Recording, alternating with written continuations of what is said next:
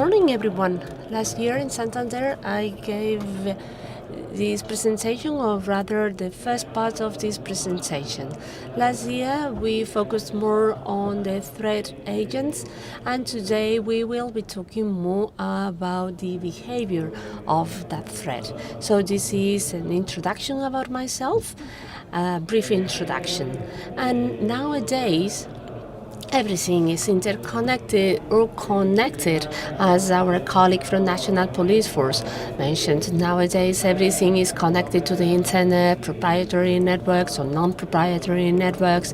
And as we can see here, we have also satellite communications, also lower communications carried out through drones, digital networks. Everything is interconnected through global information grid. Data are flowing all the time. Because they are flowing, can be intercepted, can be modified and changed. So regarding the perspective of the citizens, we have smart cities. Citizens, we have smart meters, electronic meters, then the public electricity, water meters. Everything is connected to the internet, so that service providers, utility providers can make better or be more efficient, manage the service better, etc. All that is interconnected, such as video cameras, surveillance cameras, traffic lights, everything which is connected in the net can be accessed through the legit proprietary, and can also be accessed through illegit or non-legit users. And as I said before, last year I focused more on the threat agents and the motivations, and this year we will be focusing more on vulnerabilities. Cyber threat, and this year I will focus on the top part of the pyramid. We have several types of agents. Criminals, as our police officer colleague mentioned, we are not that much worried about that.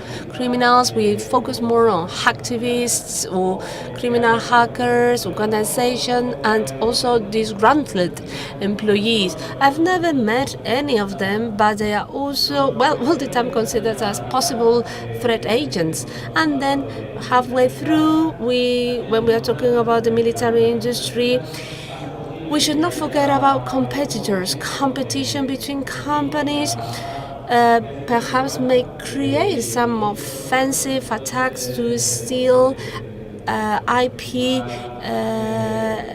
property, but our main adversaries would always be foreign nations as well as hacktivists groups, which are the main agents that will be attempted going against the rule of law.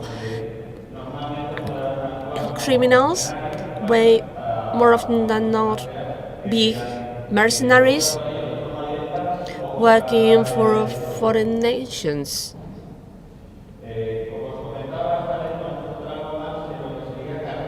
Today we will be focusing on characterizations. Nowadays we have several models. Mitra, this is characterization of the different phases of an attack. The first step is having the attacker searching the infrastructure that wants to attack. Once the attacker is well aware of the content of the infrastructure and has detected the potential attacker, has to generate a weapon, therefore has to be weaponized for his attack. Once he has his exploit, he will deliver it. Often because companies and states spend lots of money on perimeter security, often what they do is they launch spear phishing campaigns, targeted attacks, so that potential victims fall into the trap, and therefore they bypass perimeter defense. Because email. Most of public entities and companies, well, they have email accounts enabled. So once you get an email and you open an attachment, this is enough for attackers to launch a multi-phase attack and to take control of very many devices and start to move laterally within the organization. Then we have the execution, and what it is most important in the cases is the command and control of that threat. Often the attackers want to be persistent in the victim, that is to say, to spend the largest possible time in the facilities, in the organization. Attackers want to steal information for long times to get a wealth of information, but sometimes they just are aimed at stealing some credentials, so therefore the objective is not persistent. They just steal the information and then they go away. And that, well, then they introduce malware so that forensic analysis cannot gather any digital evidence after the attack. So from the defensive viewpoint, so someone has developed the IKC, which is a model which allows to generate intelligence. In the past, we saw the different phases of an attack. So IKC is aimed at breaking the activities carried out by the attacker in every stage. The more we can attack the offensive actions of the adversary, the better our defensive mechanism. Well, in any organization, often people know that they are being attacked because someone has been infiltrated, then a flag is raised. So therefore, mitigation measures are implemented right away, and then evidence is gathered. Ideally, the recognition phase, that is to say, when the attacker has not infiltrated the organization yet, be wonderful to know the intention of the attacker, and that information can be gathered from the dark web, that is to say, to prevent further action on the part of the criminal. But more often than not, the organizations end up being reactive rather than proactive. But ideally, they should be proactive. Attackers, well, at the end of the day, are involved in business. Okay. As I said before, cyber criminals have as an objective to monitor the attack as much as possible. So a person who doesn't want to attack a government but citizens develops a ransomware, and this person wants to make 200 or 400 euros as a ransom for the information stolen, often through cryptocurrencies. So in this case, they want their attack to be highly effective. So if a criminal says, I want to steal credentials from individuals, so therefore I have to look for the operating system which is more widely disseminated so that I can maximize my profit. If the operating system which is more widespread is, for instance, Windows 7, this person will develop something to go against Windows 7. Then they distribute the launch delivery campaign, for instance, through emails. I say, okay, emails which coincides with the, campaign for filing returns, and then I say, okay, I will be sending out 10,000 emails, and then 100 of them will have their attachment open. Therefore, I will be successful enough. But organizations who want to steal IP property, often the victims have invested in defense. So therefore, they have to sophisticate the attack more, and often they go to the black market to buy exploits. That is to say, because often potential victims have good security and protection in place. But in this case, the return on investment for this criminal is not monetization of the actual attack, but it is just control. So let us say that for state, well, the money is not that important, but it is very important for criminals. Criminals in charge of developing exploit may be working in both fields and to see where they could get the highest profit, and therefore decide whether they want to sell that to private individuals or to states. So if you do day zero effect, doesn't really make sense to sell it if you can get much more money if you sell it as an exploit in the black market. So now in terms of defensive perspective, so it's good. What is actually interesting here is to develop resilience metrics here, to see how much you can contain an attack. From the operational viewpoint, you have to have the overall view or to be aware of the whole picture about intrusion and the use of intelligence in these tools and infrastructure. So you have to frame these potential threats. Why do you need to have like overall picture of the threat? Imagine that there are being elections in a given country. Probably this is a good time for foreign agents to take action. So sometimes information out of context is not relevant. So later on we will see how the geopolitical context goes into all these play. So we gather information from attacks from the operation system or from the actual sample. For instance, if we detect that the threat has been sent through an email, we just analyze infected computers, and then we see what type of intrusion has that been. Well, command and control of attackers often last very short, and intrusions often survive for 24 or maximum 48 hours. That's when command and control expires. So if we get a sample of the evidence to be analyzed at 72 hours later, we will only have information about where the intrusion started. However, if someone has seized the computer, we could gather the full evidence and then to analyze the attack. Often intrusion, people do not fully deploy they don't deploy their full potential. One of the actions that may want to carry out is to pass unnoticed. If you have a day zero exploit in the first phase of the attack, you are kind of making or communicating that you have good resources to carry out an attack, okay, say like $100,000 or $200,000. And we know that, for instance, young people, okay, do not have those financial capabilities.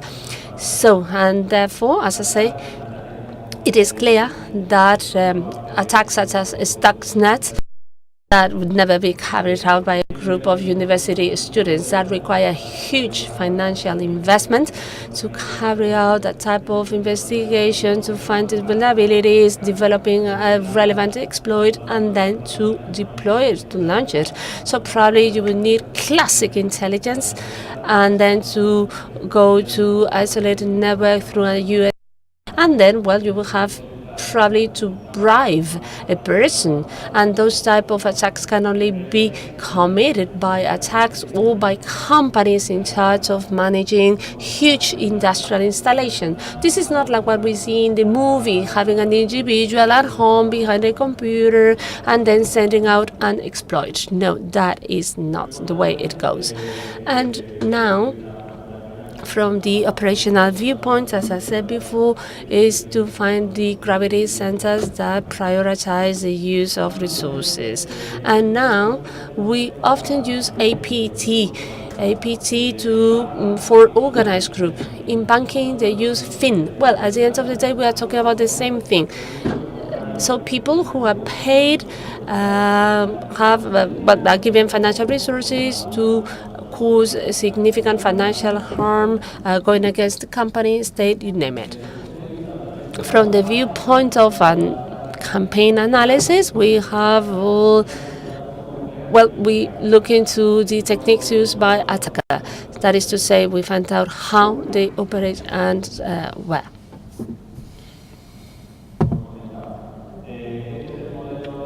So this is the diamond model for intrusion. So we have four boxes: adversary and victims on top and at the bottom, and then an infrastructure and capability. But we add meta characteristics or meta features to it. And we also add a social, political context and a technology context.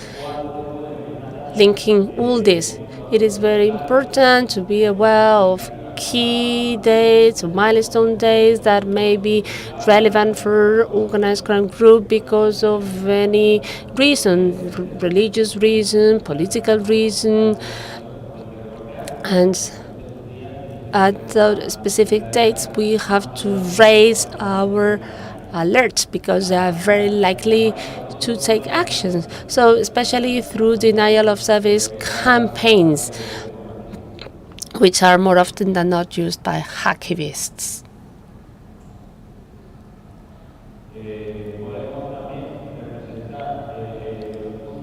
This could also be represented in this graph, clear graph. So we have several campaigns.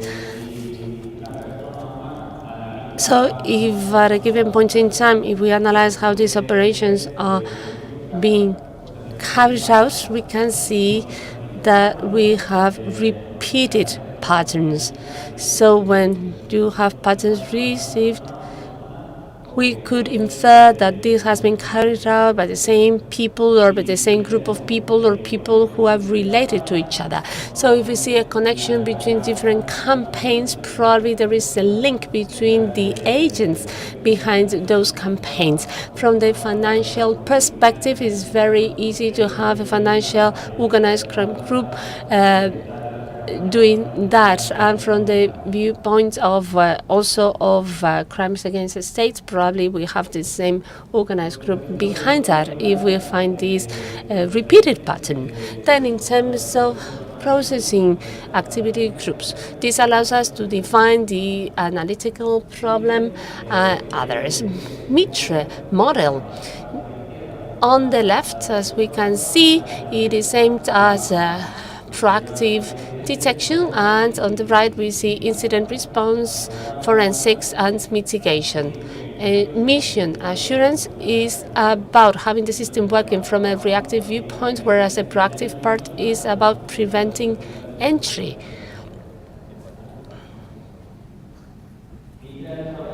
Mitra has developed this table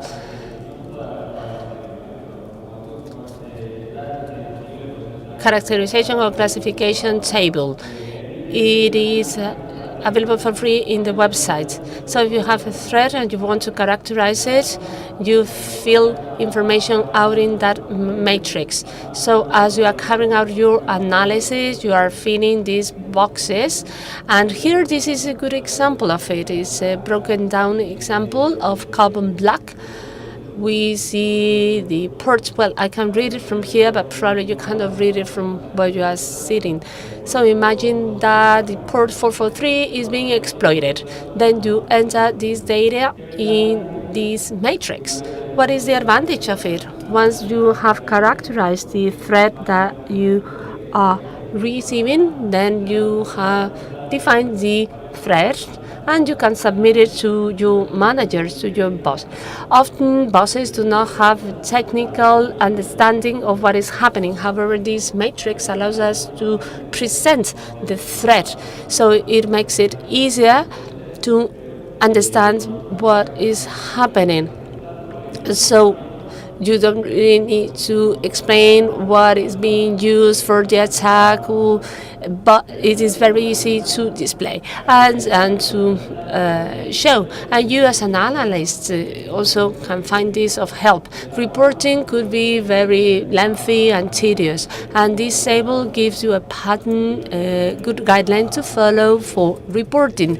And actually this method is more and more popular, as it's been found to be very helpful to present threats. And this is not only about escalating it or useful to escalate it within your organization, but also to share it with other organizations. If we all use the same language or the same system to classify threats. For instance, if we send out this matrix to Belgium or to any other countries, and they also use this very same matrix, they will use it right away. And now we have FireEye model. So Mitra is a flat model, and this one has a loop in it.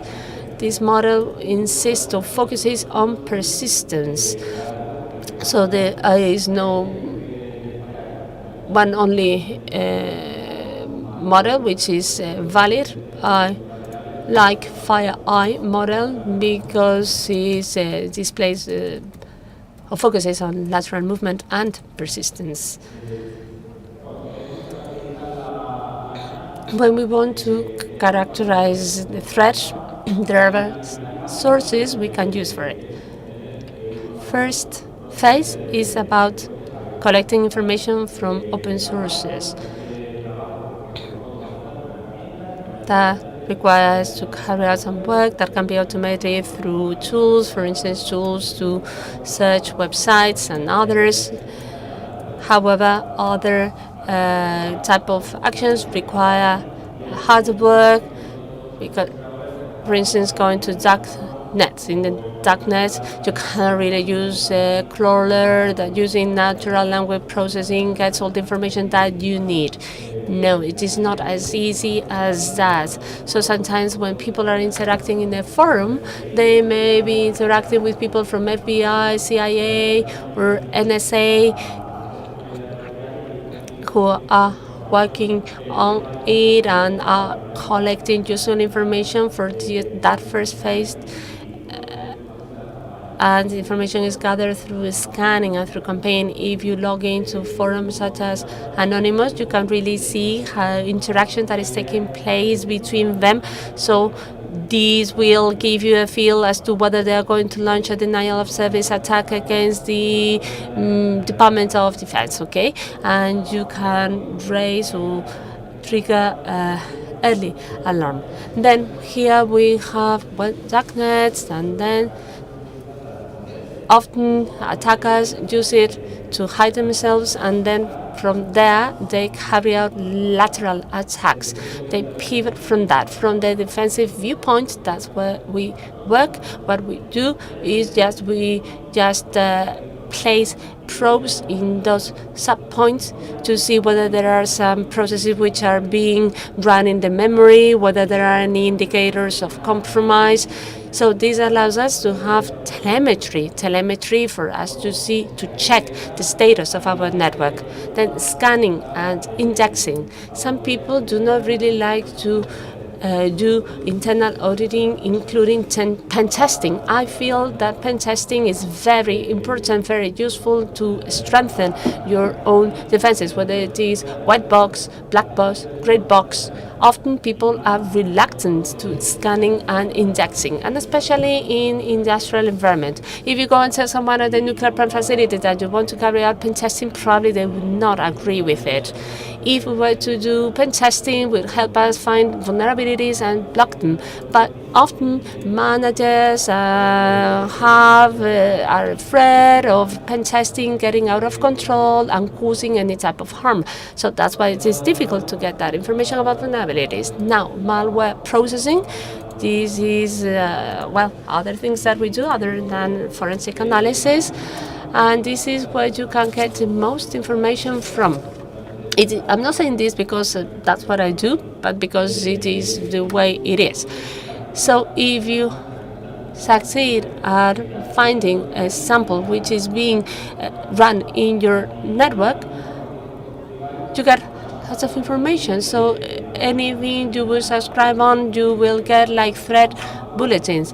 Well, to me, what is happening to a bank may be none of my business because it is not my business. But I really need to know what is happening in other NATO countries, because what is happening in other NATO countries will probably reach me very soon. So if in another NATO country they analyze the threat and they report it to me, I will be using it, or vice versa.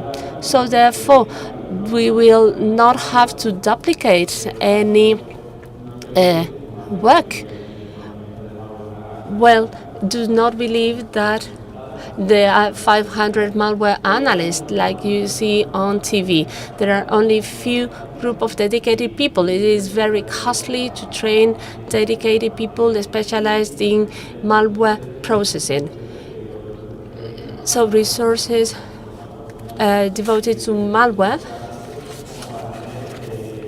allows us to train as I say, people experts in malware, and then, well, information is shared. And then social engineering, coming to events such as this one, could be a very good way to recruit talent. If you come over here, you may, through networking, you may meet people, you may meet people who may sell exploits you, or who will be helping you out. So we should not forget about human interaction as a good source of information. So famous image of the iceberg. Dark web, in the case of government, this is the main source of information about what is happening, but we should not forget that surface web also delivers significant amount of information. So for instance, we have lots of open source code or GitHub that could be used for malicious activities. Well, someone may just post that information with no bad intention whatsoever, but it is clear that if you find an exploit in a website such as GitHub where there is no control about what comes in and out, then you get the source code and you may analyze it, and you may set up a Frankenstein malware, which are all the malware samples that have been kind of cutting and paste from here and there. And if you compile it and you are successful at it, you may distribute it, and you may be successful. So these things are easier to make if you in these portals. Okay, but if you want to go to exploit, you will have to go to dark web. That's where all these things are hidden, and then, well, you may buy exploit kit at $35 or $40 that allows you to create a malware or campaign and to distribute it easily.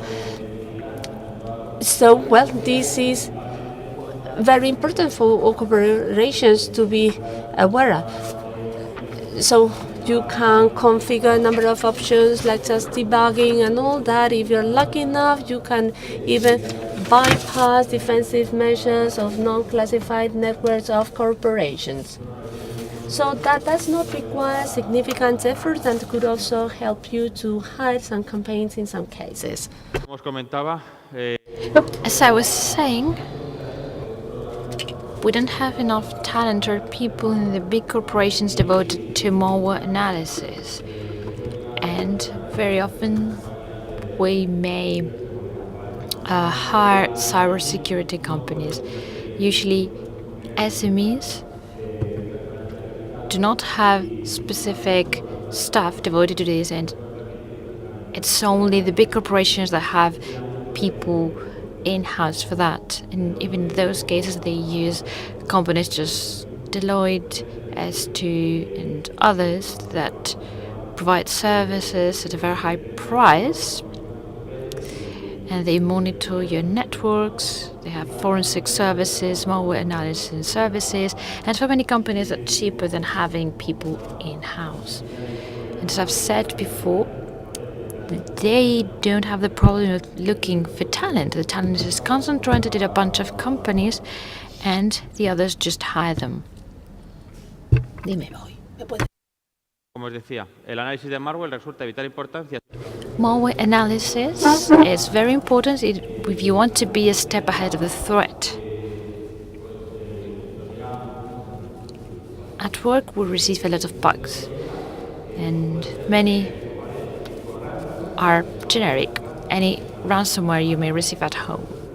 Same campaigns over the email. We don't care about them. But there are samples which are more targeted, and we had to analyze them.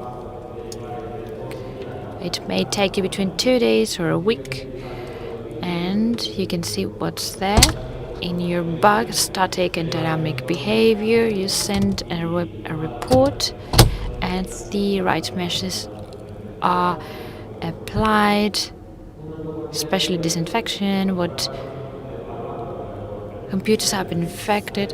And then a few days ago, a report is published on open sources with a sample which is similar to yours, perhaps a different hash, but it's similar, and it's clear that it was designed by the same group that attacked you. It's really easy for an attacker to modify small details so that it's not exactly the same thing. And this way, they avoid antivirus, because antivirus are usually quite weak. If you use an antivirus, it analyzes the hash, and if they know it, it's okay, and if they don't know it, that was it. There are more parameters that can be analyzed besides the full hash of a file to establish whether it's a good or bad file. The next slide we'll see if they belong to the same family. It's like the Dalton brothers, they're all evil. In this case, we can see there are reports which are very similar to yours, and you had it a few days in advance. Companies that sell cyber intelligence, all this type of information, when it's published, they limit what they're offering. Because I've talked to them in events, and they say there's some details that they omit, because they're interested in selling a premium product to third parties, or for whichever reason they don't want to inform the attacker about how they could obtain that type of information. We have deeper reports compared to what they've published, and I was surprised to see that they didn't reach the conclusion that we reached, because once you've reached point C, D and E were easy. We must say that very often your bosses do not allow you to devote all the time of the world to your samples, and you have to stop at some point. But in case, I think it's because they decided not to share it. If you're not familiar with malware analysis, there's something called indicators of compromise, which is the characterization of a sample. If there's a command server the IP it connects to, if it uses a series of function of Windows API, hashes, this type of things are characteristics that may make up an IOC. With your tools, you can verify whether the IOCs you've developed, whether there are more computers in your network that are infected. That's why it's worth making an IOC. If I know there's a bug that it's creating a persistence key in my register, I'll do something so it analyzes the key to see that if the new computer has this clear indicator that the computer has been compromised.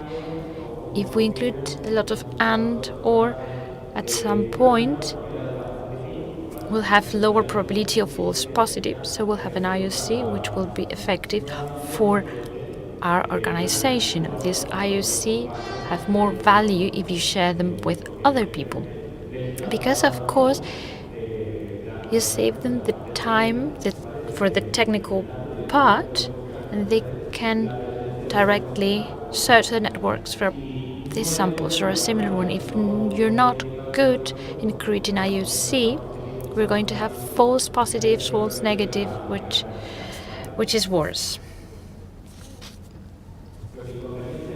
Disadvantages, as I've explained with the diamond, lack of context. That's not good. You need to know why that sample, that IOC of a sample, is valid for you.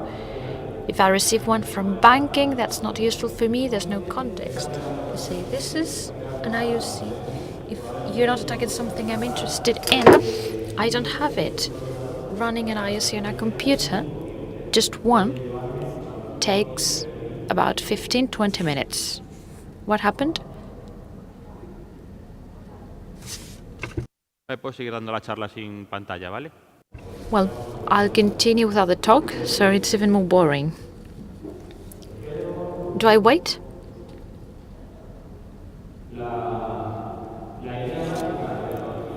The idea of IOC is sharing. I'll go to the last part of my presentation. There are presentations such as MISP, which is free. People can create collaboration portals.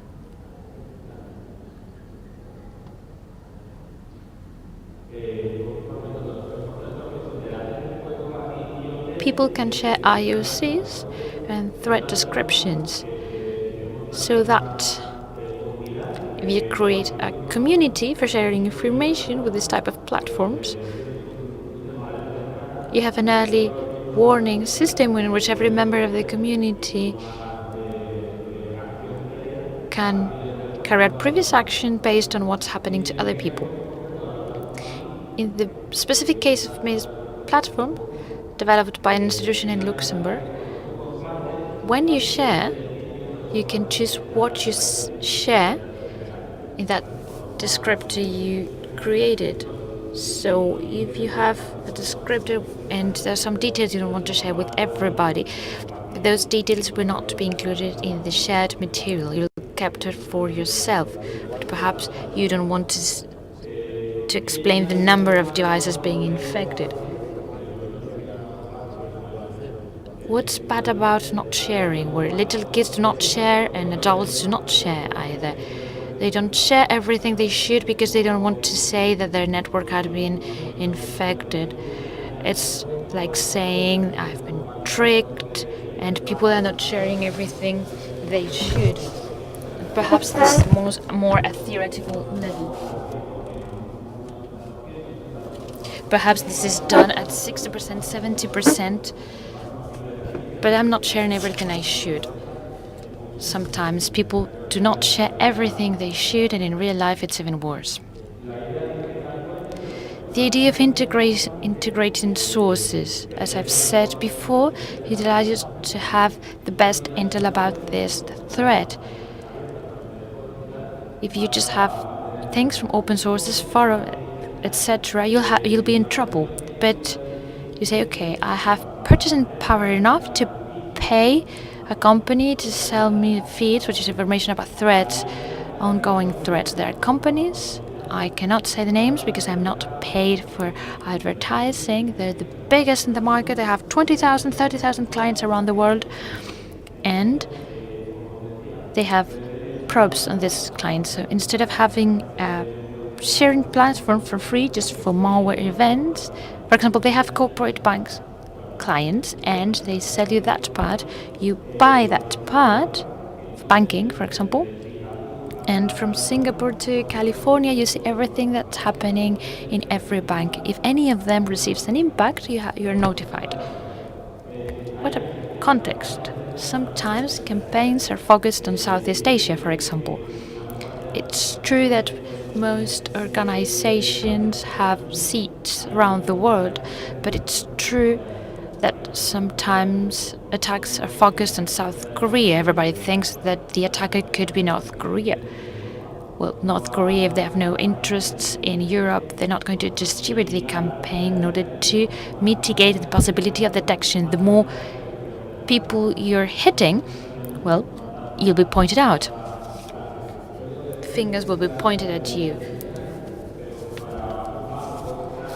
For a big bank, they have shares or assets everywhere around the world, knowing that its branches are being attacked in one part of the world, help the bank to take action.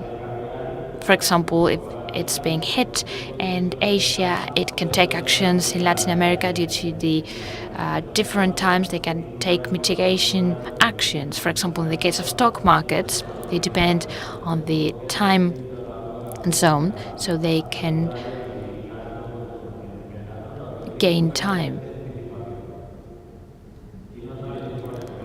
This is not forensic analysis. Once it's over, that's forensic analysis. It doesn't make sense. You may have a lot of money, but you may have a lot of cars. You buy a garage, such as Cristiano Ronaldo's. You have 12 cars on your garage, but Cristiano Ronaldo can only drive one car at a time. So, 12 cars, he can only take one. If we buy 5, 6, 7 providers, half our providers, well, I'm not going to say they sell smoke, but almost. They all have the same probes installed, and they're selling the same product to the end client. So if you just have 1 or 2 providers, there's no overlapping with the information, because if you have too many providers, you may have infoxication, you may have too much information, you cannot process it, you don't have enough people, and at some point you see that they're overlapping. They're selling the same IOC several times. The normal thing in organizations is having 1 or 2 source providers, and you combine that with yours, with internal information. Internal information gives more value to the organization, but external information, in the case of banking, they shouldn't be ignored because they could be put into a context with your business environment.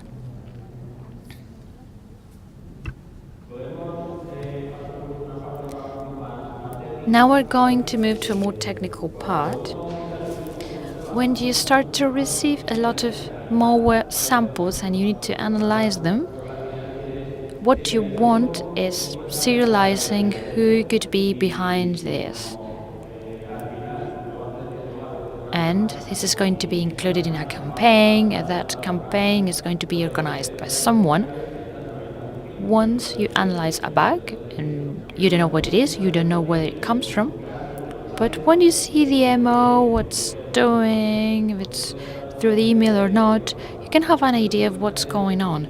So you want to try to serialize this type of actions to have a context for your threat. If we manage to find the connections between the samples, this is like the films. You find a signature that says something. What you're going to find is a pattern, some patterns, because they use some programming techniques or attack techniques that make you think that it's the same group or the same person. If you find that, in the end, you'll say, this comes from the same person or group of people. But what they're doing is every 24, 48 hours, they generate a new sample with a little difference. So that perimeter defenses cannot detect it, because they usually look for the signature and very little of behavior. Usually behavior is not that easy to detect. Once you've characterized the sample and everything it does, you say, okay, it can belong to the same group of people. They've reused code that was available at the dark web, and other colleagues working there analyzing networks have detected it. That information, you're saying it's specific, but actually you can buy the modules and you cannot attribute it. Everything that's available in the black market cannot be easily attributed, because you just have to pay for it, and depending on the cost, that will allow you who could buy it.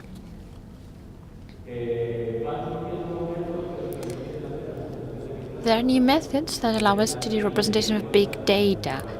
We have thousands of samples in our personal collection, and you can create cool drawings such as this one. What does this mean? This is from a real campaign, A18.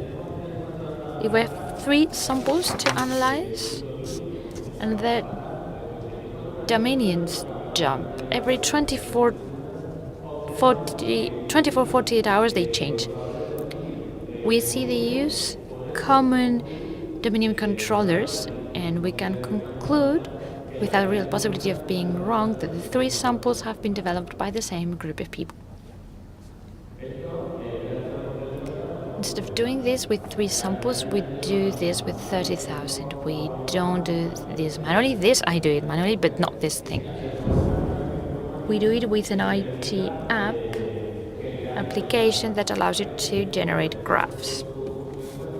If you apply this to your sample group, and it allows you to say that this comes from the same group of people with 2 different campaigns. The square graph is one campaign and the circle is another one, but they are the same agents. The interconnection between these nodes is the basis of this. And for you to know how the graph was generated based on Dominion controllers they have in common, we could generate these graphs. The upper ones connected to ones, and the ones at the bottom to others. You have a code, a complete code, the initial sample, for example, and you see there are functions. You analyze it with IDA, and you see parts of it which sound familiar. You analyze it, and you see how you say, well, this was bought, this is new. If you don't want to be detected, one of the techniques is using Windows bugs that a Windows API use. If I use something which is personal, if I get caught, if the police comes to my place and found the code in my computer, I'm going to get caught. But if I use the Windows, I'm not going to get caught. It's stealth. So based on code fragments which are different, you can find ways to find similarities. For example, the order functions are called. There are different tricks to configure the percentage of code that is similar. Attackers want to maximize the win. If they are using small victims, they're going to change 4 lines of their code so that in maximum 1 hour or 20 minutes, they have a sample which is completely different and they start a new distribution campaign. If you need to reprogram everything, you know how long it takes to do one of these things. It doesn't make sense because your man hour is going to be more expensive than the profit you're going to make with your campaign. So there are samples with a high percentage of similarity and others with a smaller percentage. As I've said before, there are models, and the most frequent is the one based in anagrams. We'll finish the presentation with this, and this allows us to see coincidences between, or matches between samples. We've analyzed a sample, we characterize it with all these little points that would be the IOCs we've configured.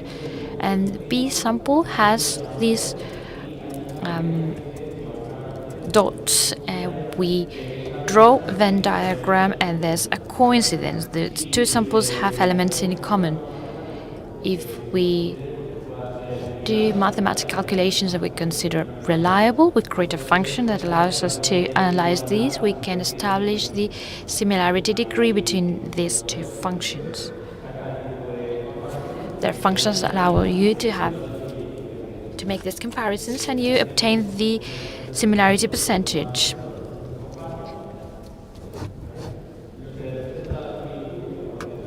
The similarity is represented as a percentage from 0 to 10 to 100. This is useful to explain things to your boss, and with the Jacquard index, that's the one I've used for my presentation, this complies with the three characteristics. You need a normalized value, you need to understand how it works so that you can explain it and you can empirically verify that it works. You need to validate your method. This is a paper, you present it, and it's your own method. Jacquard index is very good. This is another graph.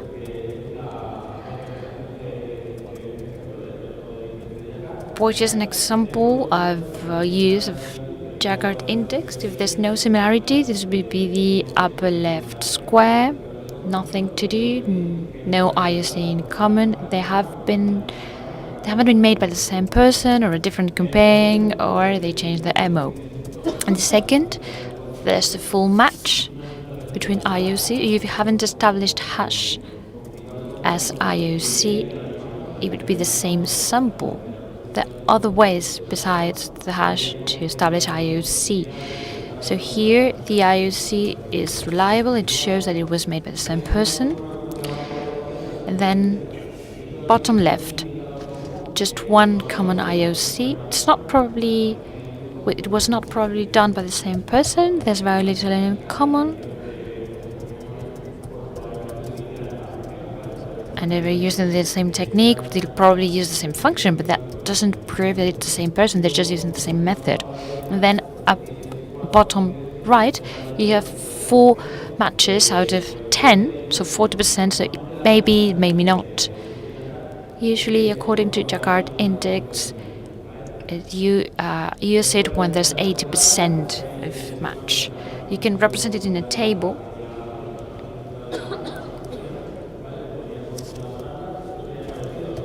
This is similar to what we explained with regard to Mitra, how to represent the threat. This is huge.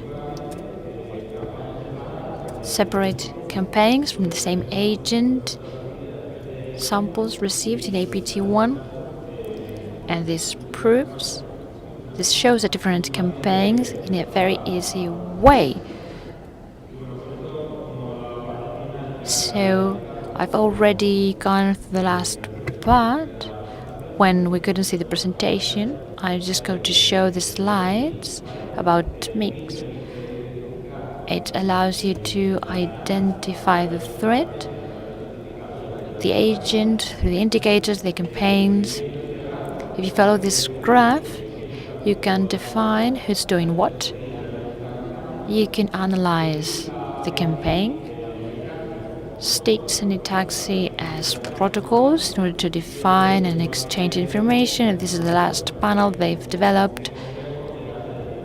So you can see how complex this is. You may think this is simple, but filling all this in takes a while. Sometimes it takes longer than the campaign itself.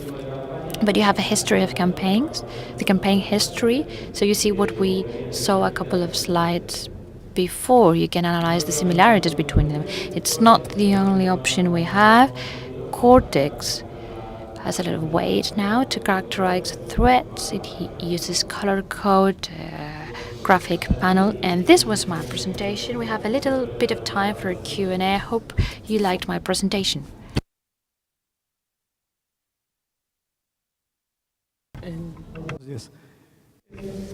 Good morning.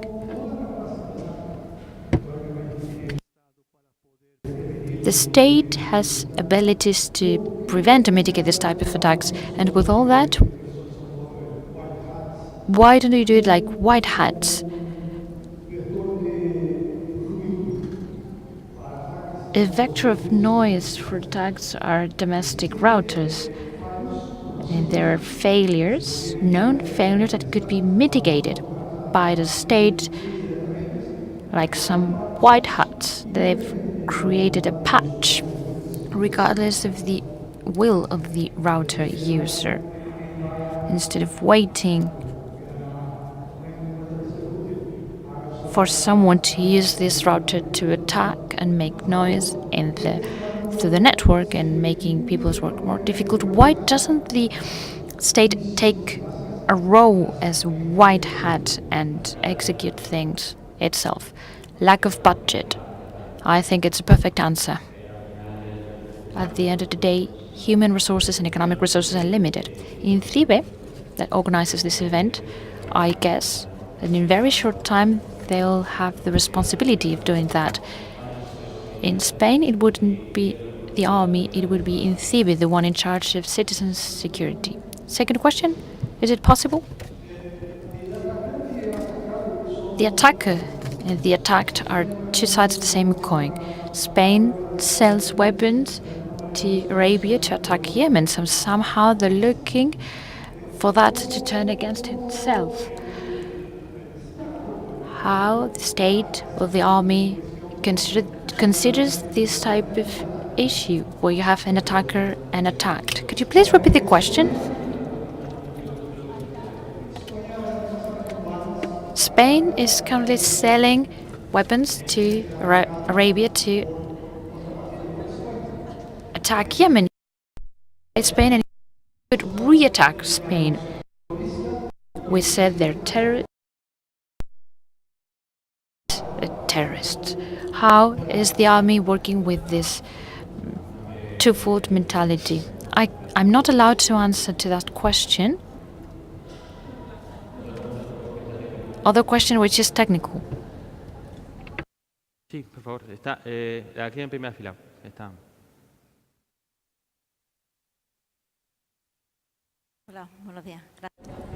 Hello, thank you for your presentation.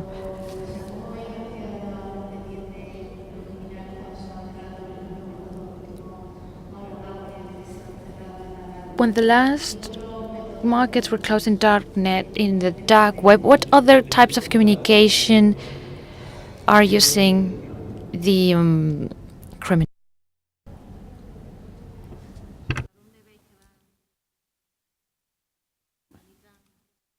Vale, me preguntan por las She's asking about the trends among cyber criminals in the dark web. They change the methods. Usually threats evolve, and you need to follow the evolution of the threat. So information is not static, it's dynamic. They change their parameters. So if they have a trend and they see that you're stopping them, they change their tactics. So it's always easier attacking than defending. If you're attacking, you have the initiative and you have to react. It doesn't matter how much information you can gather in advance. They say, well, Windows is fashionable, we attack Windows. Android, we attack Android. They've implemented a patch for this, well, let's go for something else.